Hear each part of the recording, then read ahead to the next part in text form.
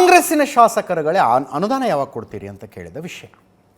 ಕೊಡಬೇಕಂದ್ರೆ ಎಲ್ಲಿಂದ ಕೊಡ್ತಾರೆ ಅನುದಾನ, ಹೆಂಗೆ ಕೊಡ್ತಾರೆ? ಕಷ್ಟ ಇದೆ ರೀ.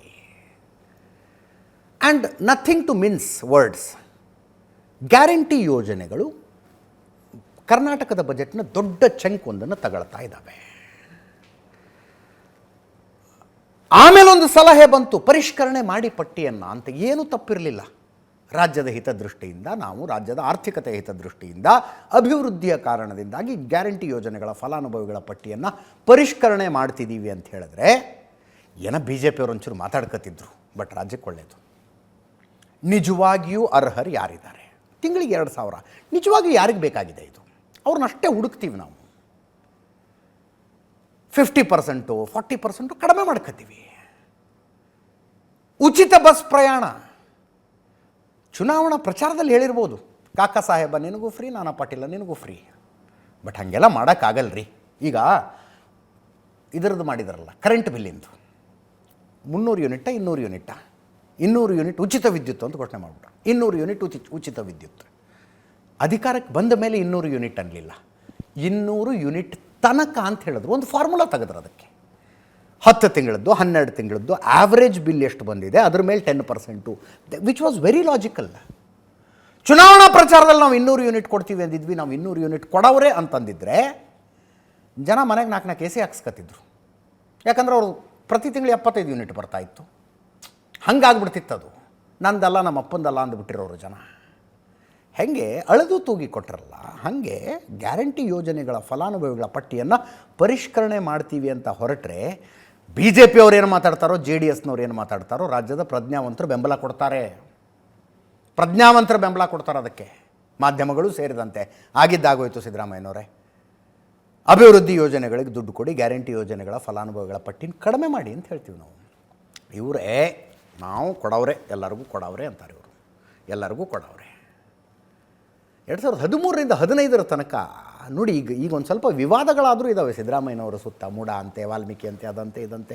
13ರಿಂದ 2015 ತನಕ ಆನೆ ನಡೆದಿದ್ದೇ ಹಾದಿ ಅನ್ನೋಂಗೆ ಸಿದ್ದರಾಮಯ್ಯನವ್ರ ಅಧಿಕಾರ ನಡೆಸ್ತವ್ರು. ಆನೆ ಏನು ಅವ್ರದ್ದು ಏನು ರುಬಾಬೇನು ಹಂಗೆ ನಡೆಸಿದ್ರು. ಬಟ್ 15 ರಿಸಲ್ಟ್ ಏನಾಯಿತು? 13ರಿಂದ 15 ತನಕ ಭಾಗ್ಯಗಳನ್ನು ಕೊಟ್ಟರು ಸಿದ್ದರಾಮಯ್ಯನವರು.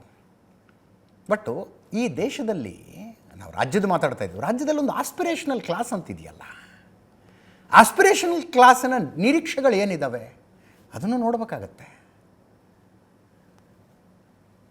ಗ್ಲೋಬಲೈಸೇಷನ್ನಿನ ಪರಿಣಾಮವಾಗಿ ಜಸ್ಟ್ ಬಡತನದಿಂದ ಹೊರಗೆ ಬಂದಿದ್ದಾರೆ ಅವರು. ಅವ್ರ ನಿರೀಕ್ಷೆಗಳು ಬೇರೆ ಇದ್ದಾವೆ ಸ್ವಾಮಿ, ಇದಲ್ಲ ಅವರ ನಿರೀಕ್ಷೆಗಳು. ನೋಡಿ, ಇದರ ಮಧ್ಯದಲ್ಲಿ ನಾ ಏನು ಸರಿ ತಪ್ಪು ಅಂತ ಹೇಳ್ತಿಲ್ಲ. ಗೃಹಲಕ್ಷ್ಮಿ 2,000 ಕೆಲವು ಕುಟುಂಬಗಳಿಗೆ, ಕೆಲವು ಮಹಿಳೆಯರಿಗೆ ತುಂಬ ದೊಡ್ಡ ಮೊತ್ತ. ಅದು ತುಂಬ ದೊಡ್ಡ ಮೊತ್ತ. ಅವರು ತಮ್ಮ ಬದುಕಿನ ಗಾಲಿಯನ್ನು ಸರಳಗೊಳಿಸಿಕೊಳ್ಳಬಲ್ಲರು ಅದರಿಂದ. ಅಂಥವ್ರಿಗಷ್ಟೇ ಕೊಡಬೇಕು ಅಂತ ಹೇಳ್ತಾ ಇರೋದು. ಇವತ್ತು ಅವರ ಪೈಕಿ ಕೆಲವ್ರನ್ನ ಕರ್ಕೊಂಡು ಬಂದಿದ್ದರು ಸುವರ್ಣಸೌಧಕ್ಕೆ. ಸ್ವತಃ ಲಕ್ಷ್ಮೀ ಹೆಬ್ಬಾಳ್ಕರ್ ಕರ್ಕೊಂಡು ಅಧಿವೇಶನ ಹೆಂಗೆ ನಡೆಯುತ್ತೆ ಎಲ್ಲ ತೋರಿಸಿ, ಮುಖ್ಯಮಂತ್ರಿಗಳನ್ನು ಭೇಟಿ ಮಾಡಿಸಿ. ಮೊನ್ನೆ ಒಬ್ಬ ಅತ್ತೆ ಸೊಸೆ ಸೇರಿ ಬೋರ್ವೆಲ್ ಹಾಕ್ಸ್ಕೊಂಡಿದ್ದಾರೆ. 60,000 ರೂಪಾಯಿ ಕೂಡಿಟ್ಟು ಗೃಹಲಕ್ಷ್ಮಿ ಯೋಜನೆಯಲ್ಲಿ ಬಂದಿದ್ದು. ಜಮೀನಲ್ಲಿ ಒಂದು ಬೋರ್ವೆಲ್ ಹಾಕ್ಸ್ಕೊಂಡಿದ್ದಾರೆ, 1.5 ಇಂಚ್ ನೀರು ಬಿತ್ತಂತೆ. ಅವರು ಬಂದಿದ್ರು ಇವತ್ತು. ತುಂಬ ಉಪಕಾರ ಆಗ್ತಿದೆ ನೀವು ಕೊಡೋ 2,000 ರೂಪಾಯಿಂದ ಅಂತ ಅವರು ಮಾತಾಡಿದ್ರು. ನೋಡಿ ಜನ ಹೆಂಗೆ ಹೇಳ್ತಿದ್ದಾರೆ ಅಂತ ಸಿದ್ದರಾಮಯ್ಯನವರು ಹೇಳಿದ್ರು. ಕೇಳಿಸ್ಕೊಳ್ಳಿ. ಸುಮಾರು ಜನ ಹೆಣ್ಮಕ್ಳುಗಳು ಅದರ ಲಾಭದಿಂದ ನಮಗೆ ಲಾಭ ಆಗಿದೆ. ನಮಗೆ ಬದುಕಿನಲ್ಲಿ ಹೊಸ ಚೈತನ್ಯ ಮಾಡಿದೆ. ಯಾಕೆಂದರೆ BJPಯವರು ಒಂದು ಆರೋಪ ಮಾಡ್ತಾರೆ, ಇದರಿಂದ ಗೃಹಲಕ್ಷ್ಮಿ ಯೋಜನೆ ಕೊಟ್ಟು ಅತ್ತೆ ಸೊಸೆಗೆ ಜಗಳ ತಂದಾಗ್ತದೆ. ಮತ್ತು ಈಗ ಭಾಳ ಜನ ಅತ್ತೆ ಸೊಸೆಗೆ ಬಂದಿದ್ದಾರೆ.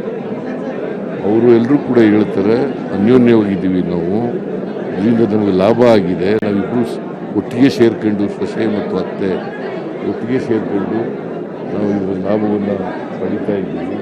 ಅವರು ಆರ್ಥಿಕ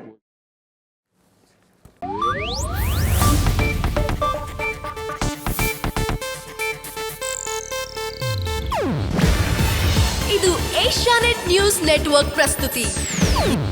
ನೀವು ನೋಡ್ತಿದ್ದೀರಾ ಏಷ್ಯಾನೆಟ್ ಸುವರ್ಣ ನ್ಯೂಸ್.